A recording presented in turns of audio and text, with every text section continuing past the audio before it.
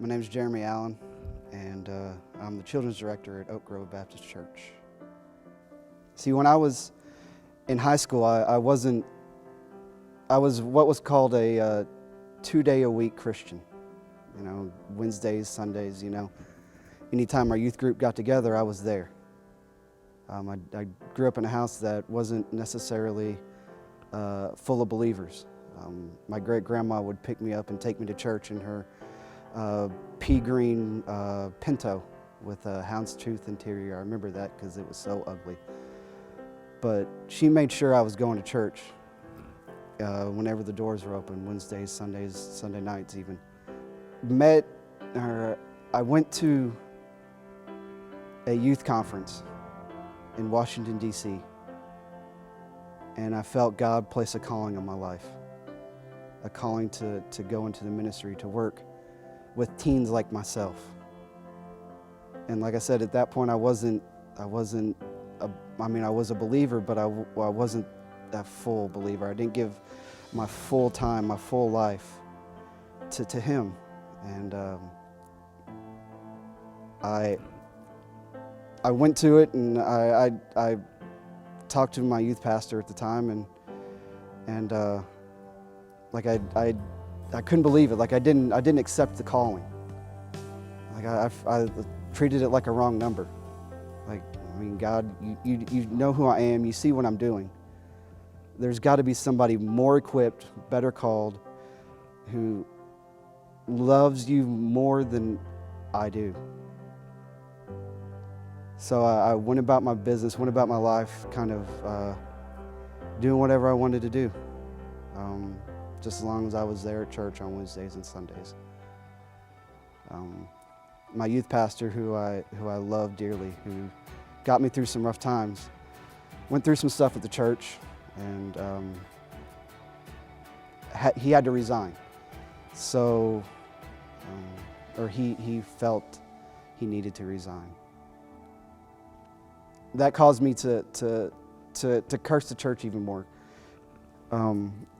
I couldn't stand what the church was, what happened to to him and to us as a youth, and I stopped going. I stopped going, and I did everything in my power to kind of run away from that calling that God gave me, the calling that He had for my life. I partied a lot. Well, I say a lot, but let's just say I had a good time. I went away to school, played football. When I wasn't playing football, I wasn't doing much else. I finished my freshman year with a 1.2 GPA because that's about all I did was football and nothing else. Year 2000, I was in between 19 and 20. I went to a conference in Washington, D.C. Our youth pastor had already left at the time, so I went with, our youth group went with another church, and he put that calling, he showed me that calling more. He pretty much let me know that there's no matter what you're doing, I will get you through this.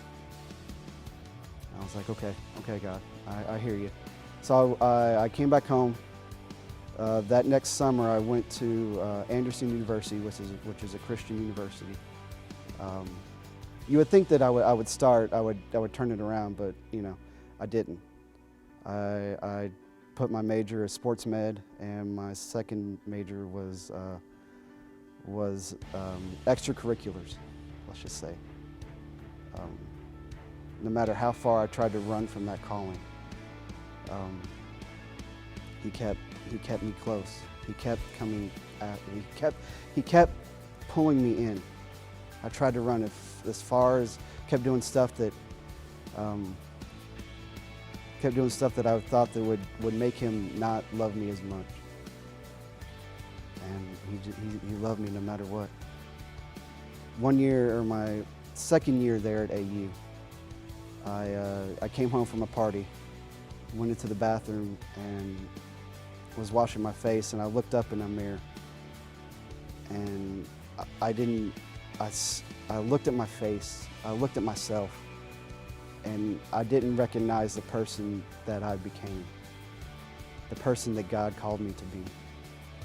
And you would think that would be another turning point, but it wasn't. Slowly,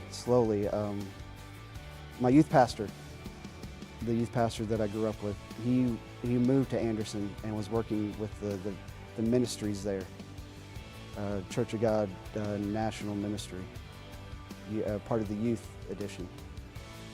And I went to him and I told him, I was like, I got to get back. Show me what you got to do. So he took me to church. He told me the church that he was going to, and I started going, and I got involved, helping with the Zone Ministries, which was Friday night ministries for kids, for high school kids. And still, I still had a hate for the church just because of what I went through, what I saw. And I was like, I know, God, you have this calling, but there's no way I'm ever going to work in a church. There's nothing that there's no reason that I will ever step foot in a church as a pastor or a minister or anything. And I guess he took that challenge. Okay, fast forward a few years, let's just say that. I moved back to Anderson, start working in a juvenile center because, still having that disagreement with what church is and what it's become, I figured I could do more help, more work for God in a juvenile center as a counselor and as a leader to troubled youth.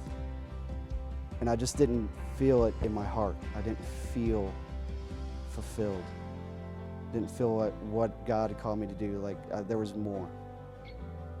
And I remember going to a Skillet concert, of all places, being down in the mosh pit at the Reardon Auditorium there on the Anderson University campus, and getting elbowed in the nose and getting a bloody nose and have to go back to my seat to kind of sit down, and I forgot what song came on, but God really moved me through that song. And when I say moved, it was one of those ugly cries, like snot bubble cries.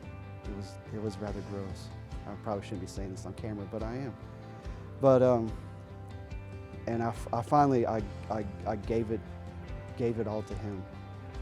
And I was like, God, I know You've been pursuing me in my life, and I know that You love me no matter what, no matter how far I've tried to run from You. That I don't even know why You still love me. You love me so much that I can't go through my life not doing what You have for me. So, and the funny thing is, my mom called me a couple weeks later. I was working at the juvenile center, and she's like, you'll never believe this, but a guy, she was working in a chiropractor's office, and a guy came into this office, and he was talking to me. He said I've never met him before, never seen him before. And they started striking up a conversation. She was telling him what I was doing. And he's like, God told me to come in here and to tell you this. You have a son that has a calling on his life. And he's not doing it right now. But eventually he will be back in church, and he will be doing what God has called him to do. And like I couldn't believe it. And it was just another sign that he has that calling, and he has that love no matter what. That He loved me no matter what. That He still wants me to do what He's called me to do. I meet my future wife in October. We meet her at our high school reunion. I get married in December. So 2 months later we get married. I moved down here to Tipton County. I was living in Indianapolis, outside Indianapolis. I get involved in the church, and then he leads us to Oak Grove Baptist, where I'm now the children's director. And to think that who I was back then to where I've become now, I could have turned out a lot worse than what I am now. He kept me close. Any time where I think that I could have went off the deep end, where I could have just completely ruined everything that I had, any type of relationship, any type of, just pretty much my life. He kept me close. He pulled me up, lifted me up, and showed me where he wanted me to go.